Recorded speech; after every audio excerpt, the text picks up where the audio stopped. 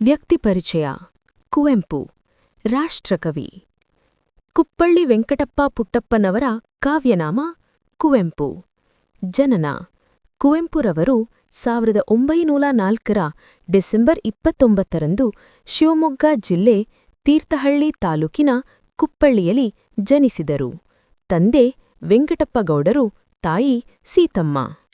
ತಮ್ಮ ಪ್ರಾಥಮಿಕ ಶಿಕ್ಷಣವನ್ನು ತೀರ್ಥಹಳ್ಳಿಯಲ್ಲಿ ಆರಂಭಿಸಿದ ಕುವೆಂಪುರವರು ನಂತರ ಪ್ರೌಢಶಾಲೆಯಿಂದ ಎಂಎ ಪದವಿಯವರೆಗೂ ಮೈಸೂರಿನಲ್ಲಿ ಓದಿದರು. ನಂತರ 1929ರಲ್ಲಿ ಪ್ರಾಧ್ಯಾಪಕರಾಗಿ ಮೈಸೂರಿನ ಮಹಾರಾಜ ಕಾಲೇಜನ್ನು ಸೇರಿದ ಇವರು 1955ರಲ್ಲಿ ಅದೇ ಕಾಲೇಜಿನಲ್ಲಿ ಪ್ರಾಂಶುಪಾಲರಾಗಿ ಸೇವೆ ಸಲ್ಲಿಸಿ ನಂತರ ಉಪಕುಲಪತಿಯಾಗಿ ನಿವೃತ್ತರಾದರು. ವಿಶ್ವವಿದ್ಯಾಲಯವೊಂದರ ಕುಲಪತಿಯಾದ ಮೊದಲ ಕನ್ನಡಿಗ ಕುವೆಂಪುರವರು. ಇವರು ಮೈಸೂರಿನ ಒಂಟಿಕೊಪ್ಪಲುವಿನಲ್ಲಿರುವ ಉದಯರಮಿಯಲ್ಲಿ ವಾಸಿಸುತ್ತಿದ್ದರು. ಇವರ ಹೆಂಡತಿಯ ಹೆಸರು ಹೇಮಾವತಿ ಮತ್ತು ಇವರಿಗೆ 4 ಜನ ಮಕ್ಕಳು: ಪೂರ್ಣಚಂದ್ರ ತೇಜಸ್ವಿ, ಕೋಕಿಲೋದಯ ಚೈತ್ರ, ಇಂದುಕಲಾ, ತಾರಿಣಿ ಚಿದಾನಂದ. ಮೊದಲ ಹಂತ. ಎಸ್ಎಸ್ಎಲ್ಸಿ ಓದುವಾಗಲೇ ಕುವೆಂಪುರವರು ಬರೆದಿದ್ದ ಬಿಗಿನರ್ಸ್ ನ್ಯೂಸ್ ಎಂಬ ಇಂಗ್ಲಿಷ್ ಕವನ ಸಂಕಲನ ಭಾರತ ಭೇಟಿಗೆ ಬಂದಿದ್ದ ಐರಿಷ್ ಕವಿ ಜೆಎಚ್ ಕಸಿನ್ಸ್ರವರ ಮೆಚ್ಚುಗೆಗೆ ಪಾತ್ರವಾಗಿತ್ತು. ನಂತರ ಅವರ ಸಲಹೆಯಂತೆ ಕನ್ನಡದಲ್ಲಿ ಬರೆಯಲಾರಂಭಿಸಿದ ಕುವೆಂಪುರವರು ಬರೆದ ಮೊದಲ ಕನ್ನಡ ಕವನ ಸಂಕಲನ ಅಮಲನ ಕಥೆ. ಚಿಕ್ಕಂದಿನಿಂದಲೇ ಮಲೆನಾಡಿನ ಪರಿಸರದಲ್ಲಿ ಬೆಳೆದ ಕುವೆಂಪುರವರಿಗೆ ಅಪಾರವಾದ ಪರಿಸರ ಪ್ರೇಮ. ಅವರ ಪರಿಸರ ಪ್ರೀತಿಯೇ ಅವರ ಕಾವ್ಯದಲ್ಲಿ ಜೀವಂತವಾಗಿ ಮೇಳೈಸಿದೆ. ಜೊತೆಗೆ ನಾಡು ಕಂಡ ಧೀಮಂತರಾದ TS Venkannaiah, BM Shri AR ಕೃಷ್ಣಶಾಸ್ತ್ರಿಯವರ ಒಡನಾಟ, ಮಾರ್ಗದರ್ಶನಗಳು ಅವರ ಸಾಹಿತ್ಯವನ್ನು ಶ್ರೀಮಂತಗೊಳಿಸಿದವು. 1925ರಲ್ಲಿ ಪ್ರಕಟವಾದ ಕುವೆಂಪುರವರ ಬೊಮ್ಮನಹಳ್ಳಿ ಕಿಂದರಿ ಜೋಗಿ ನಾಡಿನ ನಾದ್ಯಂತ ಮಕ್ಕಳ ಬಾಯಲ್ಲಿ ನಲಿದಾಡಿತು. ಸೆಂಟ್ರಲ್ ಕಾಲೇಜು ವಿದ್ಯಾರ್ಥಿ ಕವಿ ಸಮ್ಮೇಳನದ ಅಧ್ಯಕ್ಷ ಪದವಿಯೂ ಇವರನ್ನರಸಿ ಬಂತು. ಬೆಳವಣಿಗೆ. ಕುವೆಂಪು ಅವರು ಬರೆದ 2 ಕಾದಂಬರಿಗಳಾದ ಕಾನೂರು ಸುಬ್ಬಮ್ಮ ಹೆಗ್ಗಡತಿ ಮತ್ತು ಮಲೆಗಳಲ್ಲೇ ಮದುಮಗಳು ಭಾರತೀಯ ಸಾಹಿತ್ಯ ಪ್ರಪಂಚದಲ್ಲೇ ಶ್ರೇಷ್ಠ ಕೃತಿಗಳೆಂಬ ಪ್ರಶಂಸೆಗೆ ಪಾತ್ರವಾಗಿವೆ.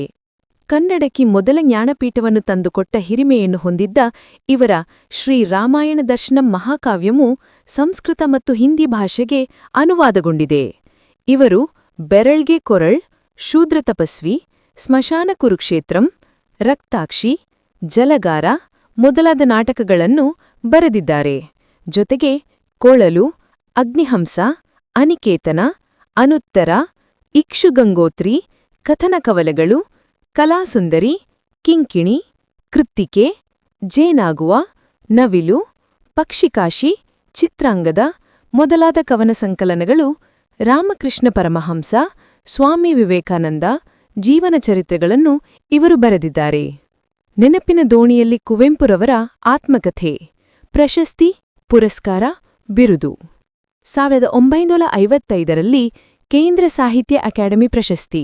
1958ರಲ್ಲಿ ಧಾರವಾಡದಲ್ಲಿ ನಡೆದ ಕನ್ನಡ ಸಾಹಿತ್ಯ ಸಮ್ಮೇಳನದ ಅಧ್ಯಕ್ಷತೆ. 1958ರಲ್ಲಿ ಪದ್ಮಭೂಷಣ. 1964ರಲ್ಲಿ ಕರ್ನಾಟಕ ಸರ್ಕಾರದಿಂದ ರಾಷ್ಟ್ರಕವಿ. 1968ರಲ್ಲಿ ಶ್ರೀ ರಾಮಾಯಣ ದರ್ಶನಂ ಮಹಾಕಾವ್ಯಕ್ಕೆ ಭಾರತೀಯ ಜ್ಞಾನಪೀಠದ ಪ್ರಶಸ್ತಿ. 3 ವಿಶ್ವವಿದ್ಯಾಲಯಗಳ ಗೌರವ ಡಿ.ಲಿಟ್ ಪ್ರಶಸ್ತಿ. 1987ರಲ್ಲಿ ಪಂಪ ಪ್ರಶಸ್ತಿ. 1989ರಲ್ಲಿ ಪದ್ಮವಿಭೂಷಣ. 1997ರಲ್ಲಿ ಕರ್ನಾಟಕ ರತ್ನ ಪ್ರಶಸ್ತಿ. ಕುವೆಂಪುರವರು ಕನ್ನಡ ಸಾಹಿತ್ಯಕ್ಕೆ ಸಲ್ಲಿಸಿದ ಸೇವೆ ಅಪಾರ. ಇವರು 1957ರಲ್ಲಿ ಧಾರವಾಡದಲ್ಲಿ ನಡೆದ ಅಖಿಲ ಭಾರತ ಕನ್ನಡ ಸಾಹಿತ್ಯ ಸಮ್ಮೇಳನದ ಅಧ್ಯಕ್ಷತೆ ವಹಿಸಿದ್ದರು. 1955ರಲ್ಲಿ ಕೇಂದ್ರ ಸಾಹಿತ್ಯ ಅಕಾಡೆಮಿ ಪ್ರಶಸ್ತಿಯನ್ನು ಪಡೆದಿದ್ದರು. ಇವರ ಶ್ರೀ ರಾಮಾಯಣ ದರ್ಶನಂ ಕೃತಿಯು ಕನ್ನಡಕ್ಕೆ ಪ್ರಪ್ರಥಮ ಜ್ಞಾನಪೀಠ ಪ್ರಶಸ್ತಿಯನ್ನು ದೊರಕಿಸಿಕೊಟ್ಟಿತು. ಭಾರತ ಸರ್ಕಾರದ ಪದ್ಮವಿಭೂಷಣದಿಂದಲೂ ಪುರಸ್ಕೃತಗೊಂಡ ಇವರು ಜೈ ಭಾರತ ಜನನೀಯ ತನುಜಾತೆ ಕನ್ನಡ ನಾಡಗೀತೆಯನ್ನು ರಚಿಸಿದ ಮೇರುಕವಿ.